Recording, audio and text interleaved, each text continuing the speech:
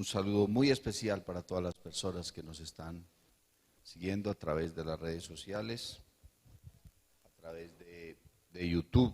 Amén.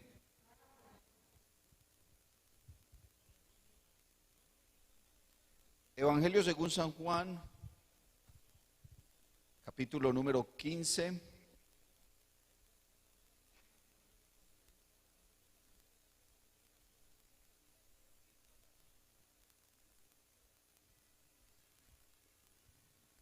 Gloria a Dios, Evangelio según San Juan,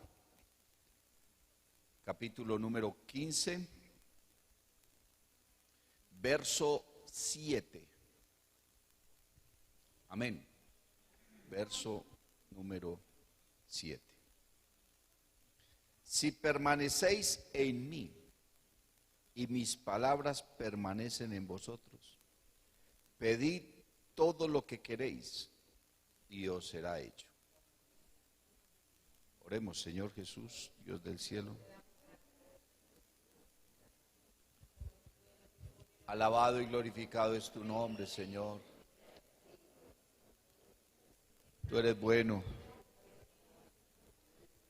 Tu misericordia es para siempre, Cristo Jesús. Aquí estamos delante de ti. Habla a nuestro corazón. Habla a nuestra vida, Señor, conforme a tu voluntad.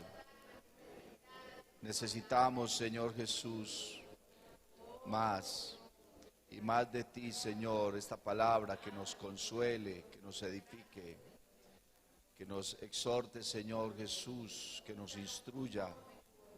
Queremos aprender, saber cada día más y más. Bendito Jesús. Aleluya. Amén y amén. Gloria al Señor. Siéntense, por favor, hermanos. Gloria a Dios. Bueno, agradeciendo a la directiva de intercesión por tenernos en cuenta en esta oportunidad. Amén. Gloria a Dios. A esto nos llamó el Señor, a predicar su palabra. Amén. Y hemos de hacerlo entonces mientras Él nos lo permita, nos dé las fuerzas, nos dé la gracia y nos dé la autoridad moral para hacerlo. Amén. Hoy en día hay mucha gente por allí predicando, pero sus vidas no son las más ejemplares, no son las más ideales. Para servir al Señor, hermano, hay que tener no solamente conocimiento u unción, sino que hay que tener una autoridad. Amén. Una autoridad moral también en el nombre de Jesús. Que Dios nos permita, nos ayude cada día para poder conservarnos siempre en ese nivel, en esa autoridad moral y traer su palabra. Gloria al Señor Jesús. Meditando en la Escritura, hermano, uno mira que la Biblia, que es una enciclopedia, una biblioteca, amén, con muchos libros escritos por muchos autores en diferentes épocas, en diferentes lugares, en diferentes circunstancias, amén, gloria al Señor. La Biblia nos habla de la vida espiritual y de la relación del hombre con Dios como un todo. Amén, como un todo. Quiere decir que aunque usted pueda dividir la Biblia o estudiar la Biblia por temas, no quiere decir que un tema sea una rueda suelta. Todo en la Biblia está unido, todo en la Biblia está enlazado, porque todo cumple a un propósito. Amén. Y aquel propósito pues es la salvación, gloria al Señor, y por ende la manera como nosotros nos relacionamos con Dios, la manera como Dios se relaciona con nosotros, lo que Dios quiere, lo que Dios pide, lo que nosotros somos y lo que nosotros debemos hacer. Amén. Gloria al nombre del Señor Jesús. Gloria al nombre del Señor Jesús. Y mucha gente en la Biblia, al estudiarla, entonces separan la palabra por temas y le dan más trascendencia a un tema que a otro, ¿cierto? Y hay veces hasta se ignoran cosas que son reales y que son necesarias en la palabra de Dios. Por eso el escritor a los Hebreos dice que es necesario, usa esa palabra. Parece que hay cosas que son importantes, parece que hay cosas que son urgentes, ¿cierto? Trascendentales, pero hay cosas que también son necesarias, gloria al Señor. Y entonces el escritor a los Hebreos dice que es necesario que con más diligencia atendamos, dice, a las cosas, hablando de muchas, ¿cierto? A las cosas que hemos oído. No sea que nos deslicemos. Y entonces dice el escritor, porque ¿cómo descuidaremos una salvación tan grande? Amén. Las cosas que componen la salvación. La vida cristiana es un paquete completo. Ahora también hay otro grupo de personas que les gusta sacar de la Biblia solo las promesas, ¿cierto? Se habla de más de 30.000 promesas que hay en la Biblia, ¿cierto? Entonces la gente le gusta sacar las promesas que están en la Biblia y se aferran de esas promesas y las ponen por ahí en versos, en cuadritos, en una cantidad de cosas y no, es que Dios prometió, Dios prometió, Dios prometió. Y sí, claro, Dios prometió. Y la Biblia está llena de promesas. Amén. Pero ¿a quién se aplican las promesas? ¿Para quiénes son las promesas de Dios? No son para todo el que ande por allí simplemente queriéndose apropiar de ellas. ¿Cierto que no? Resulta que las promesas en la Biblia están precedidas de una condición. No hay promesas sueltas. Ni siquiera la salvación, que es la promesa más grande, está suelta. Para uno ser salvo, entonces tiene que creer en el Señor Jesucristo. Cree en el Señor Jesucristo y será salvo. Amén. Gloria a Dios. Lo mismo, hermano, cualquier cosa que usted le pueda pedir a Dios. Aquí la Biblia nos está diciendo que todo lo que pidamos o todo lo que quisiéramos nos será hecho. Amén. Todo lo que pidiéramos, Dios nos lo da. Gloria al nombre del Señor Jesús. Y cualquier cosa que Dios nos dé a nosotros, por insignificante que sea, es un milagro. Porque son cosas que solo Dios puede hacer. Si hay cosas que las puedo hacer yo por mí mismo, entonces no serían un milagro. ¿Cierto que no? Pero las cosas que Dios hace sí son milagrosas. Porque son cosas que Dios solamente las puede hacer. El que está cerca de Dios se da cuenta que las cosas que vive son extraordinarias, le da la gloria a Dios y sabe que vienen de parte de Dios y son un milagro.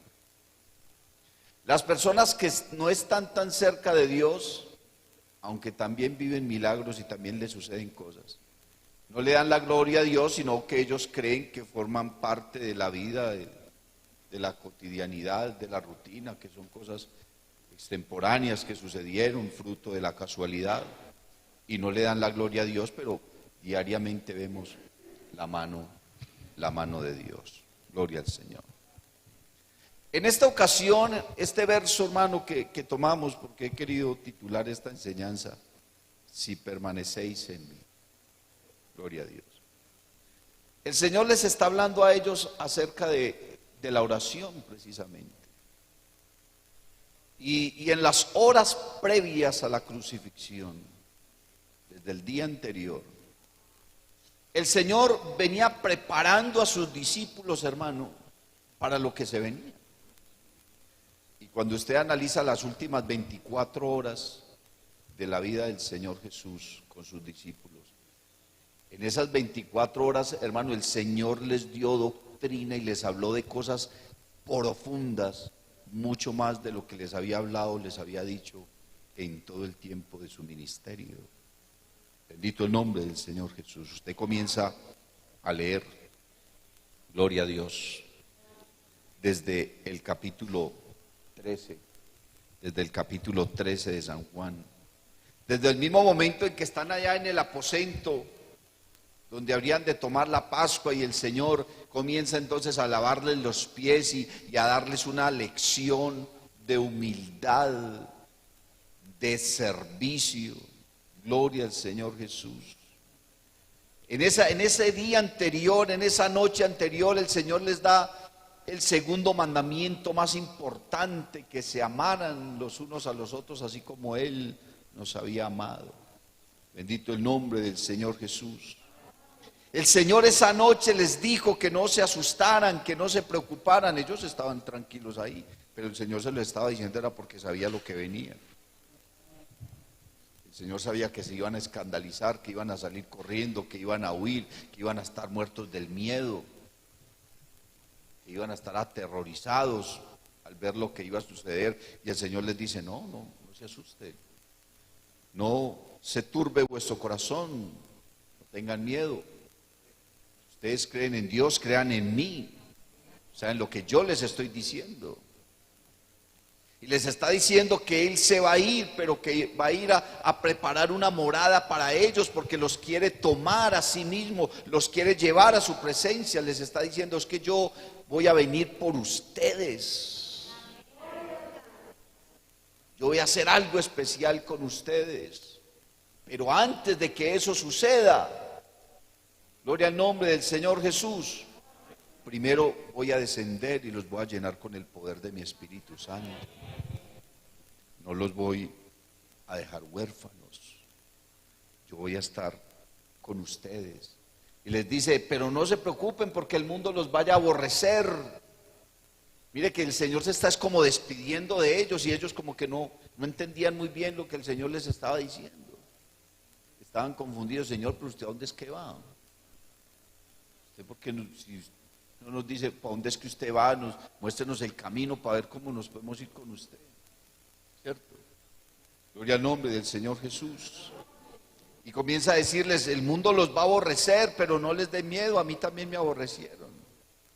Y así como yo he vencido al mundo, ustedes también lo pueden vencer. Gloria al nombre del Señor Jesús.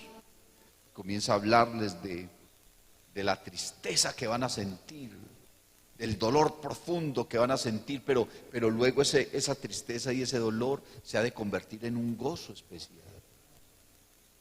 Entonces ahora en el verso que miramos, hermano, el Señor les está hablando de la oración y les está diciendo que todo lo que ellos quieran pedirle a Dios lo van a recibir. Aleluya. Y todo lo que queréis os será hecho, pero hay unas condiciones para eso. Usted no ve, hermano, que hay mucha gente en el mundo que no, nosotros también oramos y tenemos fe. Sabe, hermano, que no es solamente orar o tener fe para recibir de parte de Dios. No es solamente eso. El Señor le está diciendo a los discípulos: si permanecéis en mí. Mire que lo está diciendo de una manera que se debe entender como una condición. Si permanecéis en mí y mis palabras permanecen en vosotros, entonces, ¿sabe que en matemáticas, hermano, hay un elemento que se llama conjunción? La conjunción matemática. Y hay varias conjunciones, ¿cierto? Está la conjunción y, que une dos cosas, ¿cierto? La conjunción o, que hace una comparación entre una cosa y la otra. Está la conjunción entonces, que le da como la conclusión o el resultado a algo. Y está la conjunción que es una condición que dice sí y solo sí. Es decir, que hay cosas que se dan cuando hay otras que se cumplen.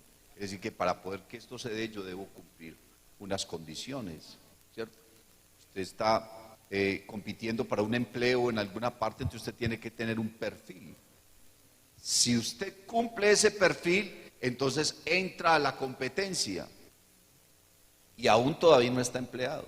Y entrando a la competencia, entonces tiene que cumplir unos requisitos, tiene que pasar por un proceso de conocimiento, un proceso psicológico, quizás hasta físico también. Y si, solo si cumple esas condiciones, entonces tendrá el empleo. ¿Cierto? Esta es una conjunción, hermano, lo que encontramos aquí.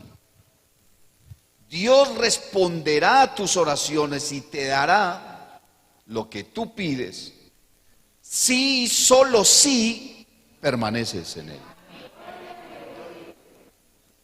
Si permaneces en su palabra. Usted no ha escuchado, hermano, que la Biblia dice que Dios no oye el pecado. No que Dios no oiga. Vuelvo nuevamente siempre a lo que he tratado de infundarles a ustedes en la Biblia. Que mirar el contexto para poder entender las palabras. Si yo entiendo que Dios no oye al pecador, así literalmente, entonces yo estoy diciendo que es que Dios es sordo para con unos y oye. No, Dios oye a todos, que Él tiene oídos. No oídos como los nuestros, un tímpano allá.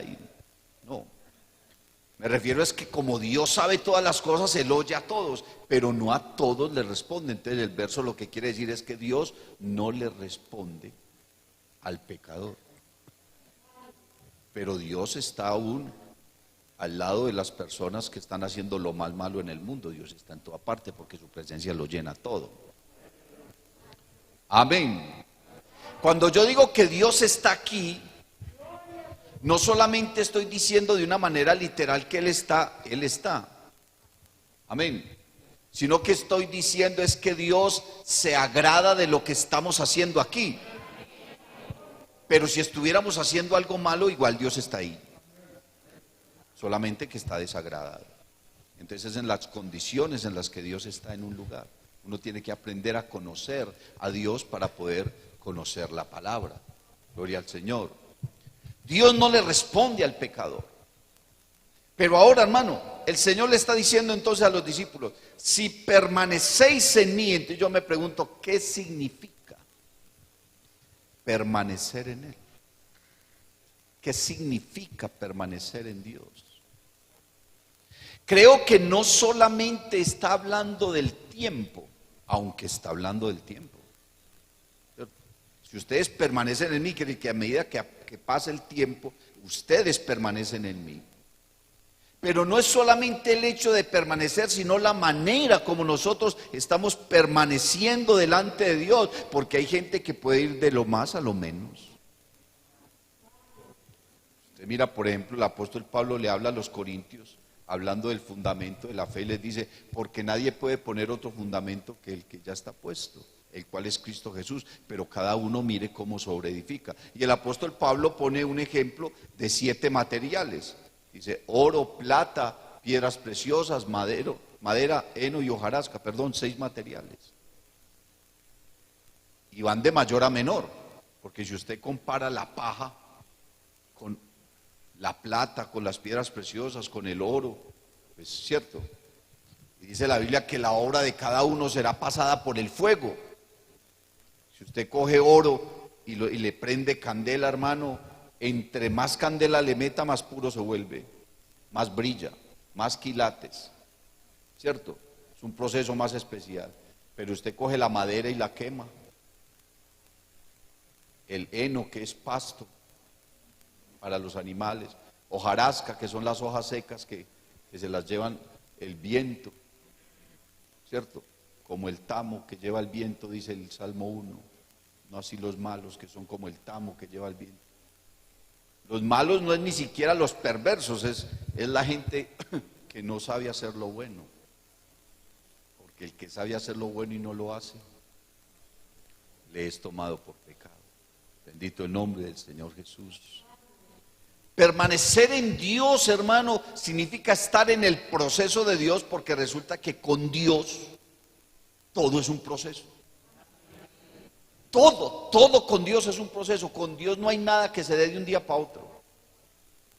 Usted con Dios, hermano, o aprende a esperar y a tener paciencia, o se pierde, porque usted tiene que saber que con Dios todo es un proceso y que nosotros debemos vivir en el tiempo de Dios.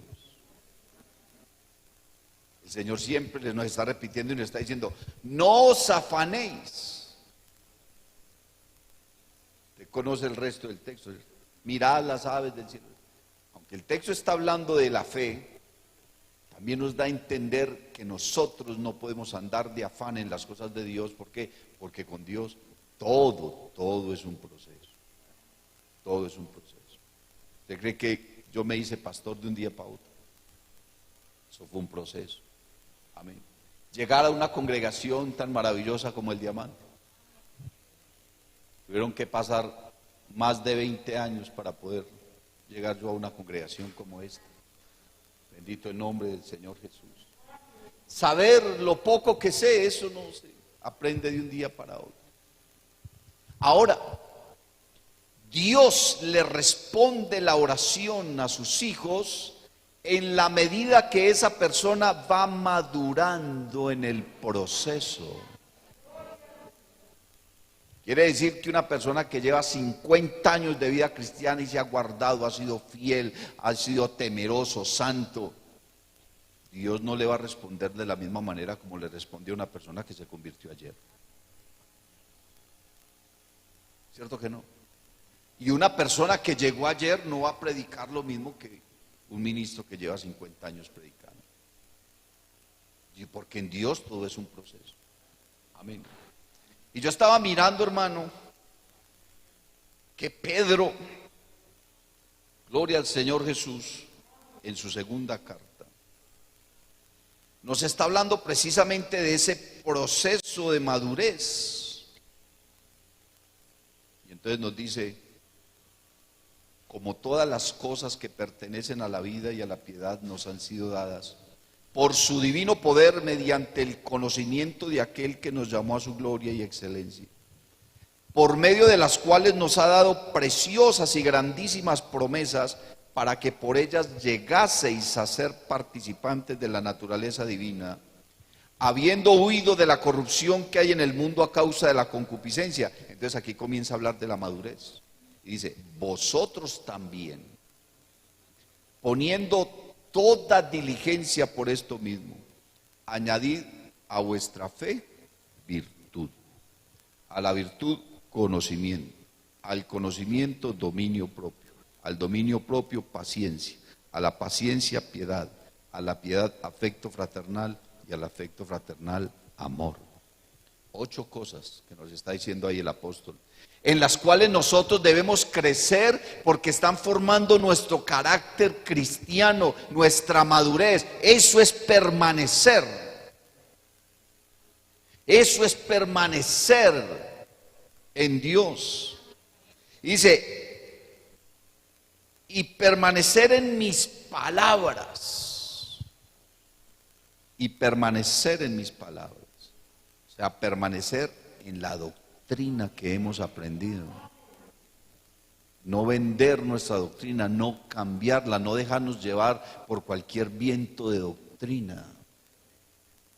Obedecer a nuestros pastores. Sujetarnos a ellos.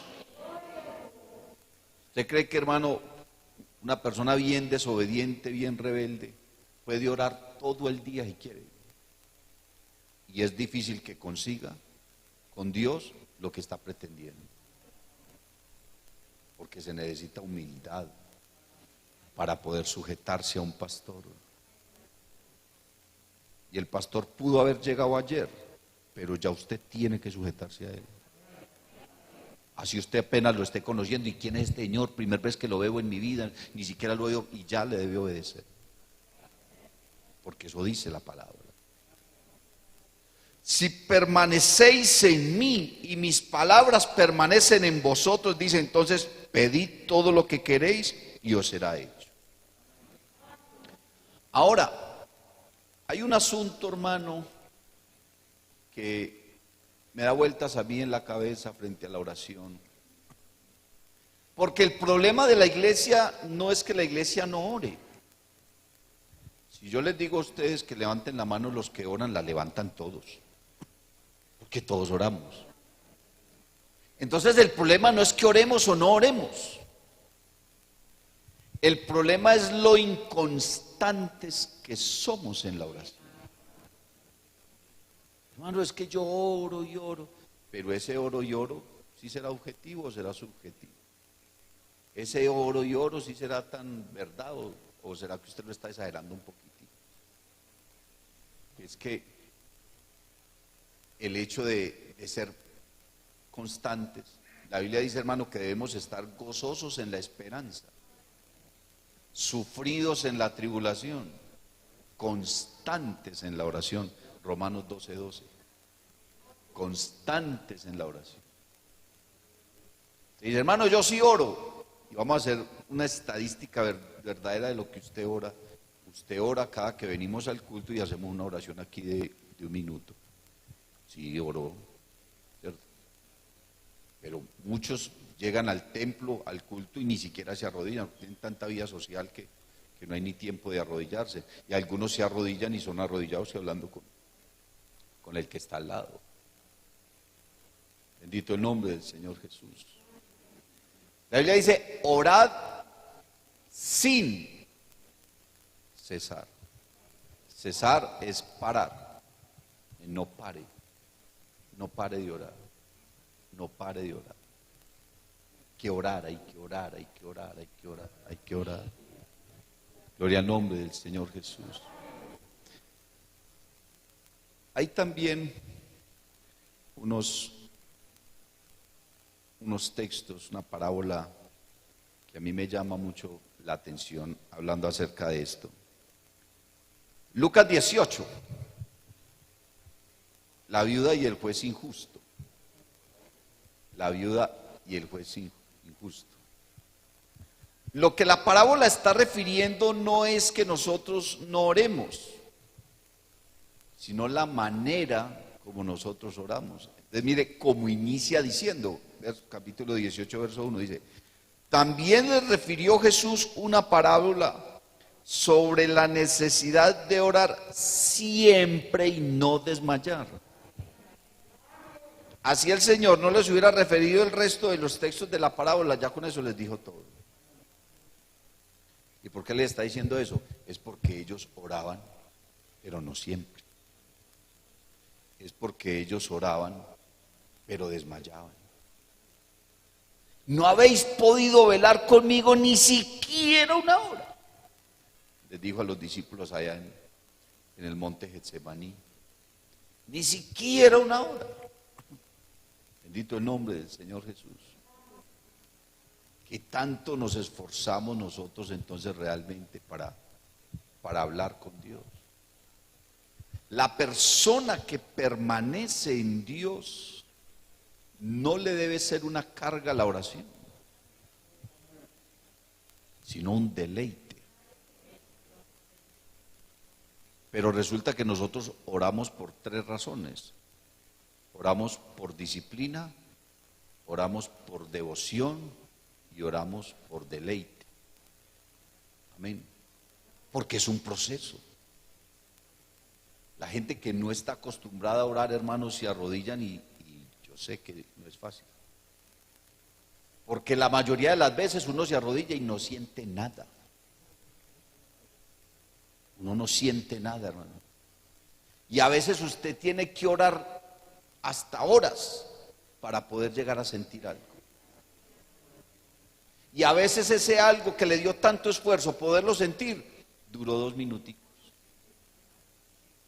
Fue como un momentico ahí en que pasó ahí el espíritu y ya, ay Señor, como 3 horas para sentir 2 minuticos tu presencia. Pero por ahí hay una canción que dice que por un momento en tu presencia. por un instante nada más, gloria al Señor Jesús. Pero la mayoría de las veces uno no siente nada. Pero las veces que uno logra, hermano, arrodillarse y conectarse con Dios y sentirlo, ese momento usted no quiere que se acabe. Ese momento es invaluable. Usted no sabe cuánto cuesta ese momento. Por eso es que a mí a veces me duele que ver a una persona que está orando y recibiendo bendición y van y lo interrumpen. Van y lo interrumpen para algo. No, no le interrumpa la oración a la gente, hermano. La persona está orando, usted no sabe con qué está batallando la persona ahí. Hermano, y van y le preguntan cualquier cosa. Hermano, que si usted va a comprar almuercito. Déjelo orar. A veces uno está orando, hermano, tratando de conectarse para traer una palabra aquí. Y van y le preguntan cualquier cosa.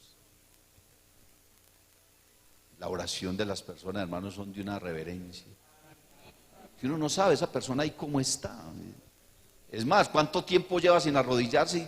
Y ahí se arrodilló, y qué bendición que por lo menos está arrodillado. Usted no sabe esa persona con qué llegó de la casa. Déjelo orar, que después le pregunta lo que le vaya a preguntar.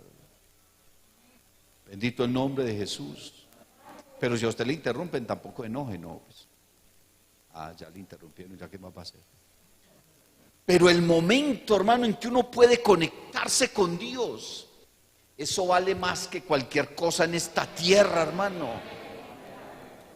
Los pocos momentos que usted logra compenetrarse en su presencia, sentirlo, adorarlo, llorar, hablar en otras lenguas, sentir esa presencia que lo estremece, eso, hermano, no hay con qué pagarlo, eso vale la pena. Las otras veces que no sintió nada.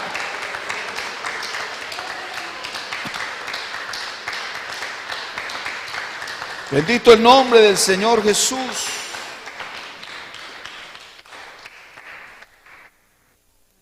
Porque ese momento en que uno siente a Dios es tan maravilloso que uno ni le dice nada, uno solamente está ahí sollozando y adorando y llorando y disfrutando de su presencia y sintiendo cómo Dios lo limpia, así no le esté pidiendo nada. ¿Sabe cuándo más es que pide uno? Cuando no está sintiendo nada. Cuando uno no siente nada, ahí sí uno le dice de todo a Dios. Porque uno es como tratando de buscar, ¿y qué le digo para que me toque? Pues no hay nada que usted le pueda decir a Dios para que Dios lo toque. Nada. Porque si Dios lo tocara a uno, porque uno le habla bonito, los poetas vivirían hablando en lenguas. Los cantantes vivirían hablando en lenguas. Pero no consiste en las palabras. Yo en una ocasión escuchaba a alguien aconsejando a otro diciéndole: hermano, es que Dios no le responde porque usted no sabe orar. Y me llamó la atención, yo, no sabe orar. Bueno, la Biblia se dice que cuando pedimos y no recibimos porque pedimos mal. Pero cuando dice que pedimos mal no se está refiriendo a las palabras que usamos. Porque es que al Dios al que nosotros oramos es un Dios entendido y Él sabe qué es lo que hay en su corazón, así usted no sepa cómo decírselo. Pablo le dijo a los romanos: ¿y cómo hemos de pedir? No lo sabemos, pero el Espíritu mismo intercede por nosotros con gemidos inaudibles. ¿Sabe qué es inaudible? Una vez también estaba escuchando a alguien decir: no es que inaudible es que pega un grito. No, por lo contrario, inaudible es que no se oye. Porque hay momentos en que uno se arrodilla y uno ni siquiera abre la boca. Aunque hay personas que dicen que cuando uno ora en voz alta puede ser más propenso a sentir algo que cuando no dice, o cuando está simplemente orando en la mente. ¿Por qué? Porque cuando uno ora con las palabras, entonces puede concentrarse más. Es algo que dicen algunos, pero puede que a usted le funcione no pronunciar ninguna palabra. Pero hay momentos en que uno no sabe ni qué decir, sino que simplemente se queda ahí llorando. Pero Dios que conoce el corazón. Entonces no consiste solo en las palabras. Cuando dice que no recibís porque pedís mal, se está refiriendo es porque usted está pidiendo cosas que no le dan la gloria a Dios, que de pronto no están dentro de su palabra, que no están dentro de su voluntad. Por eso es que Dios le responde a cada uno de acuerdo al grado de madurez que tenga. Si Dios le respondiera a todos, pues entonces un borracho por ahí en la calle dice: Señor, yo necesito otra botella de aguardiente, y Él se la daría. Pero con Dios no funciona así. No es que usted se arrodille y: Señor, yo quiero esto, yo quiero aquello. Pero Dios te contestará es de acuerdo al grado de madurez tuya en la vida cristiana. Si usted permanece en santidad, si usted permanece en el temor de Dios, si usted permanece en la fidelidad, si usted permanece en la fe, si usted permanece en la doctrina, si usted permanece en la palabra, en la comunión, en la adoración, en la alabanza y en la misma oración. Entonces ahí es donde dice el Señor: pedid todo lo que queréis y os será hecho. Y os será hecho. Gloria al Señor. Claro, entonces ahí es donde uno dice: hermano, vea, es que Elías hizo detener la lluvia y luego oró y hizo llover y luego por allá cayó fuego del cielo y consumió. Pero es que pregunte quién era Elías. Si usted se compara con Elías, ¿cierto? Si usted se compara con el apóstol Pablo, si usted se compara con Moisés, con Daniel, ¿cierto?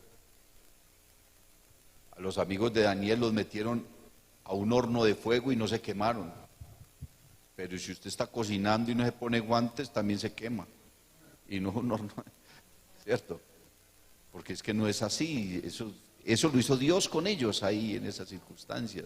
Y Dios hará muchas cosas con nosotros, pero de acuerdo a la manera como nosotros nos aproximamos a Él, cómo nos acercamos a Él, qué tan fieles somos. ¿Qué tanto le creemos? ¿Qué tanto nos sujetamos? ¿Qué tanto permanecemos en su palabra? Pero si usted vive cuestionando la palabra, si usted vive cuestionando el evangelio, si esto sí, si aquello no, si aquello sí, si esto no, y coge el evangelio como que unas cosas sí, como que otras cosas no, como que esta no me suena tanto, pues entonces está perdido, está equivocado. Porque por eso inicié el sermón diciendo: hermano, una cosa en la Biblia depende de la otra, y son una cantidad de eslabones que forman una cadena y finalmente un círculo. Y dentro de ese círculo está la salvación, la relación con Dios. Bendito el nombre del Señor Jesús, mi relación con Dios. Entonces dice: también les refirió Jesús una parábola sobre la necesidad de orar siempre y no desmayar. Y entonces comienza a decirle: había un juez. Bendito el nombre del Señor Jesús. Y no dice que el juez era injusto. Eso lo dice el título. Pero dice que ese juez no temía a Dios ni respetaba a hombre. Amén. Había en una ciudad un juez que ni temía a Dios ni respetaba a hombre. Yo no sé si era justo o no era justo, porque para ser un juez tenía que ser alguien que impartiera justicia. Entonces no puedo decir que era injusto. Seguramente era muy grosero, muy mala clase, eso le hablaba al que fuera como fuera. No le temía a Dios ni respetaba a hombre, no le importaba nada de eso. Pero era un juez. No era un rey, era un juez. Era alguien que impartía justicia, ¿cierto? Que conocía las leyes. Entonces no podía ser, me imagino, que tan injusto, pues, que digamos. Pero esa señora todos los días venía. Y seguramente esa mujer le estaba pidiendo algo que no era tan justo. Entonces es muy posible que la que era injusta era ella. Porque la obligación del juez era solucionarle el problema. ¿Pero por qué no se lo solucionaba? Porque a él no le parecía correcto, porque a él no le parecía muy bien, le estaba pidiendo algo que estaba fuera de la ley, algo que a él no le encajaba, había algo que no le gustaba, entonces no le prestaba atención a la señora. Pero de tanta insistencia a la señora, según ella, entonces le hizo justicia. Ella sintió que a ella le estaban haciendo justicia, pero quién sabe la otra persona cómo quedó de agraviada, que es lo que no sabemos, porque ella estaba en un pleito, y ese pleito tuvo que haber sido con alguien más. No sé si era el esposo, un hijo, un vecino, o alguien con el que hizo un negocio, la Biblia no dice. Ya tenía un asunto, tenía un pleito. Pero de tanta insistencia, iba todos los días, lo estaba asolando, lo estaba secando, lo estaba impacientando. Entonces digo, más bien yo voy a hacer lo que esta señora necesita y ya me la quito encima. Aunque de pronto su contraparte después va a venir a ponerme problema, pero yo creo que el otro no sea tan intenso como este. Y le dio lo que necesitaba. Entonces ahí es donde dice la Biblia, ¿cuánto más nuestro Padre Celestial no nos dará lo que nosotros le pedimos si nosotros le insistimos y le insistimos y le insistimos? Pero no es un asunto, hermano, de vez en cuando. El apóstol Pablo dijo a los efesios, orando en todo tiempo, con toda oración y súplica en el Espíritu. En el Espíritu quiere decir que usted esté concentrado de verdad en lo que está haciendo, porque la gente se arrodilla a orar y se ponen a pensar en otra cosa. ¿Sabes qué nos pasa a los predicadores? Que nosotros antes del culto venimos y nos arrodillamos y no estamos orando, estamos pensando en el mensaje. No es ninguna oración, estamos ahí mirando cómo lo trazamos, qué digo. Afortunado el predicador que es capaz de orar bien antes de predicar, porque uno se arrodilla a pensar en el mensaje, a pensar en que realmente tenga las palabras. De vez en cuando uno dice, Señor, dame palabras, pero no es que esté orando tanto, estás concentrado y a veces se arrodilla para que no lo distraigan. Eso nos pasa a los predicadores. Bendito el nombre del Señor Jesús. En el Espíritu, hermano, es que usted esté concentrado en verdad en lo que está haciendo, que no esté pensando quién entró, quién salió, quién va a hacer esto, no, pensando en que aquel me debe, en que aquel me dijo, en el problema que dejé en la casa, no. Si usted se arrodilla a orar, ore. Por ahí hay una predicación que la titularon, cuando ores, ora. Bendito el nombre del Señor Jesús, cuando ores, ora. Pero Pablo dice, en todo tiempo, con toda oración, todas las formas que hayan de orar, practíquelas todas. Ore sentado, ore arrodillado, ore postrado en el suelo, párese, camine, como sea, pero ore, no todo el tiempo tiene que estar en la misma posición. Eso sí, los judíos y los árabes, hermano, esa gente se tiran al suelo y ponen la frente y ahí se quedan horas. Y el rey David, hermano, cuando oraba ni siquiera se arrodillaba, él se acostaba en el suelo y abría las manos, la cabeza en el suelo y ahí, la frente en el suelo, y ahí se quedaba las horas que fueran. Y Job rasgaba los vestidos, se tiraba al suelo y se tiraba polvo y se tiraba ceniza en la cabeza y hable con Dios. No se bañaba. Se postraba en polvo y en ceniza y cogía la ropa y se la rompía y se tiraba al suelo. Imagínense esa gente, hermano, el grado de humillación que tenían frente a Dios. Y Abraham, cuando le hablaba a Dios, le decía, Señor, perdóneme por el mero hecho de dirigirme a usted. Yo no soy nadie para pedirle nada, yo no soy nadie para solicitarle nada, pero perdóneme porque yo solo soy polvo y ceniza. En cambio nosotros ahí a veces nos arrodillamos, hermano, y ni le damos la gloria a Dios a veces, sino que nos arrodillamos y empezamos a pedir todo lo que queremos. Pero sin embargo hay que pedir. Y hay quienes no oran que porque Dios ya sabe lo que van a pedir. Dios sabe, pero Dios quiere que tú le pidas. Pero la condición para que Dios te responda, mi hermano, es permanecer en Él y permanecer en su palabra. Bendito el nombre del Señor Jesús. Y sobre todo ser constantes. Eso no es por ratos, eso no es de vez en cuando, eso no es que, no, hermano, hay que ser constantes. Constantes en la oración, dijo Pablo a los romanos, constantes en la oración. Bendito el nombre del Señor Jesús. Vamos a darle gracias a Él, hermano.